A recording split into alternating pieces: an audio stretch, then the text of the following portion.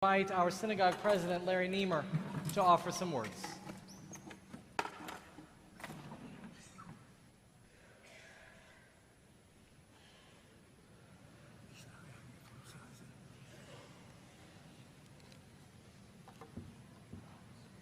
Shana Tova. As a few of you know firsthand, and as the rest of you will not be surprised to learn, it is not much fun being president of the synagogue. What's more, the pay is awful. I am only aware of two tangible benefits that are given to the president. The first benefit is one that I am not looking forward to receiving, and that is the right to have my funeral in the main sanctuary.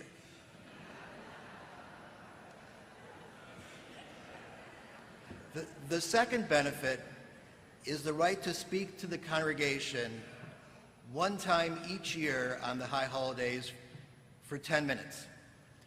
So please, when you see me later today, before you tell me how you felt about my speech, keep in mind that this 10 minutes, which is now down to 9, is the only compensation that I and my family will be receiving for many hours of work for the synagogue.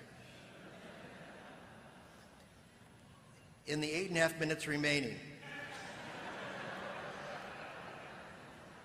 I first want to thank some people who also work very hard for this synagogue and without whom nothing could be achieved. First, I want to thank Shira Shapiro and her staff for all of their good work behind the scenes handling the operations of this synagogue, and especially the manner in which these high holiday services have been arranged and coordinated. And of course, I want to thank the other volunteers who help make everything happen, especially the Board of Trustees, the past presidents, and my fellow officers Jerry Fishman, Janice Stoneman, Rob Goodman, Rick Cohn, and Ken Gold. I want to also express how much we appreciate and admire our clergy, Rabbi Star Chazan-Propis and Assistant Cantor Gutman, who deserve credit for all of the meaningful experiences and programs that members enjoy from week to week, and who continue to enrich our community. And finally, none of this could be possible without the financial support that so many of you have given to this congregation, especially the William Davidson Foundation, who has made it possible for us to offer programming for every age group at the highest level of quality. And Bill and Madge Berman, who have given us so much, especially the Berman Center for Jewish Education, a gift that is already bearing fruit as Jews from all over the city come to the Berman Center every week to take advantage of the programs that you can see in the brochure you received today. And now, in the 8 minutes remaining, and yes, I am stretching the clock a bit, but I am president after all, I want to try to answer a question which I have been asked countless times over the past 7 months, even by my own mother, and you would have expected that a Jewish mother would have been proud to see her son become president of the congregation. And this question is, why are you doing this? Believe it or not, this is a question about which I have given a great deal of thought. My answer has two parts. The first part can be summarized in one simple phrase. This is my shul. This is something that I hear people say all of the time. What does it mean? It means that I identify myself as a member of this congregation, and in some ways, the synagogue is part of my identity. This feeling of being connected to a group is something that each of us feels from time to time. For example, many of us can recall feeling a sense of pride watching Mark Spitz win 7 gold medals at this 1972 Summer Olympics. Why? Because he was Jewish, and that somehow reflected on us because we were also Jewish. For the same reason, many of us felt a sense of embarrassment that Bernie Madoff, the perpetrator of the largest financial fraud in U.S. history, was also Jewish. Many of us feel the same type of association to people who also come from the Detroit area. We point with pride to the TV screen at Gilda Radner, Charlton Heston, or Stevie Wonder, and remind everyone that they are from Detroit just like us. In the same way, many of you feel a personal connection to this congregation, even those of you who are here only a few days a year. What could be better evidence that you feel connected to the shul than the fact that so many of you insist on sitting in the same seats every year?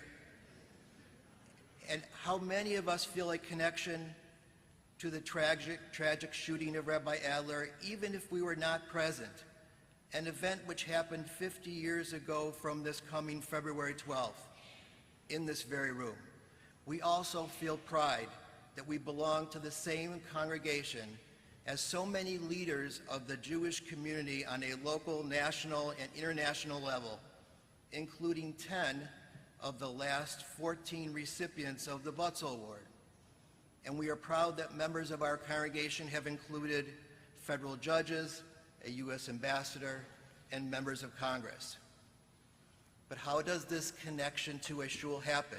It may seem easier to understand why I feel connected to other Jews and other Detroiters, but what is it that makes someone feel connected to a particular congregation?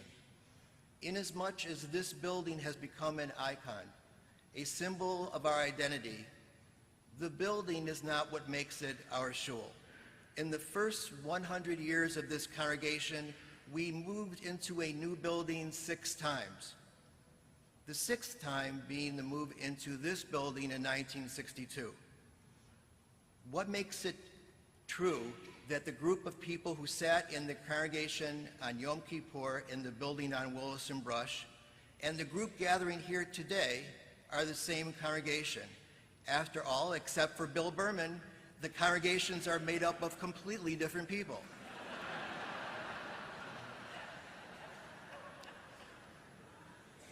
The answer, the thread which connects the generations into one congregation, is the shared memories that the members have of experiences at Shaare Zedek, in particular memories of personal experiences involving the life cycle events of families and friends, both happy and sad.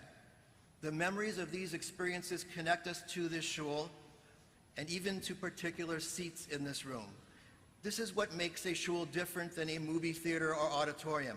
The connection to a shul is one which transcends the building as a venue and one which is intimately involved with the identity of the other people in the congregation.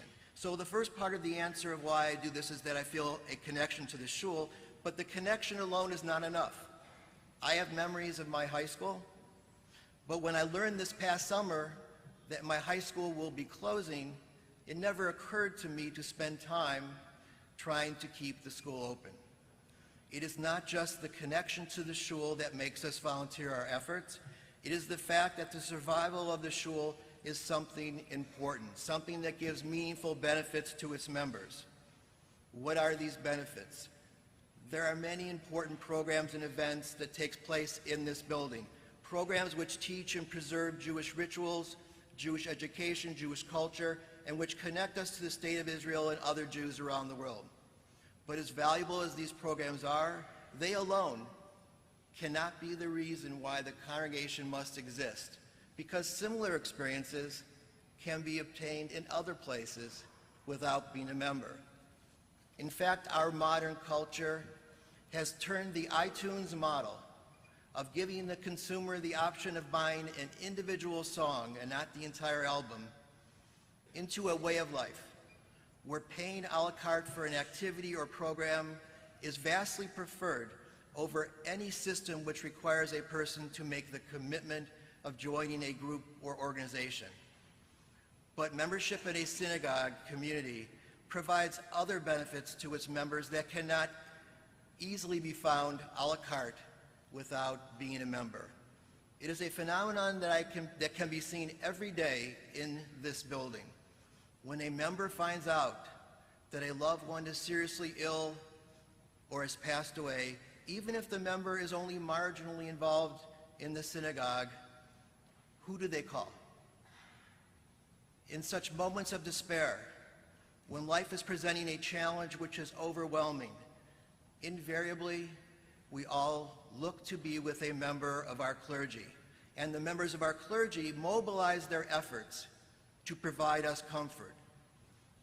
Now, to my knowledge, most rabbis cannot heal the sick.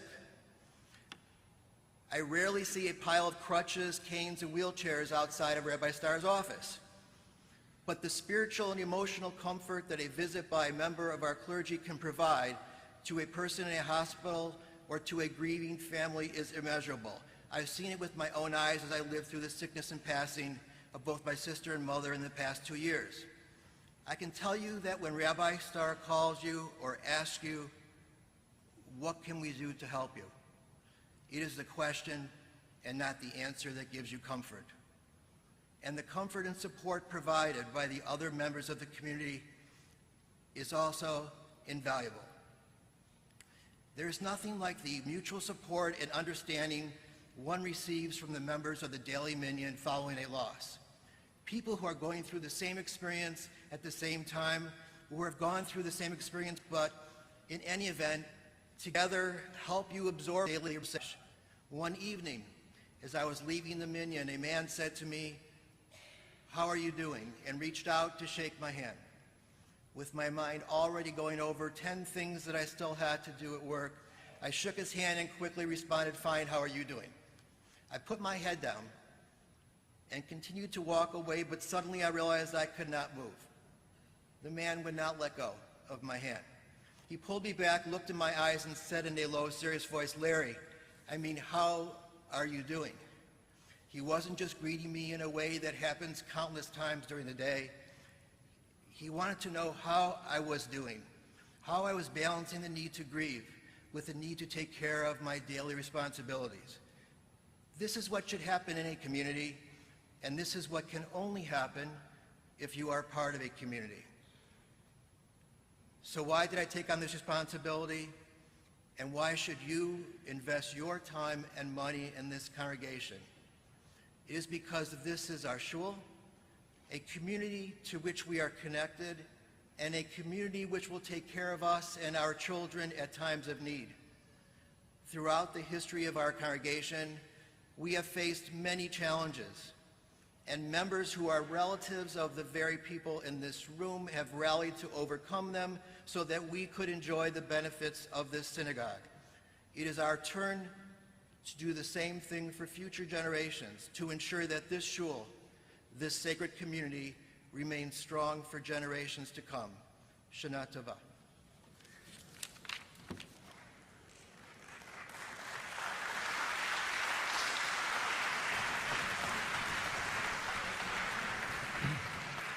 Larry, we say Yasher Koach to you for your words. Most importantly, Yasher Koach to what you do for our great synagogue day in and day out. And I've never seen the unbelievable hours that Larry puts in. We are grateful, Larry. Thank you.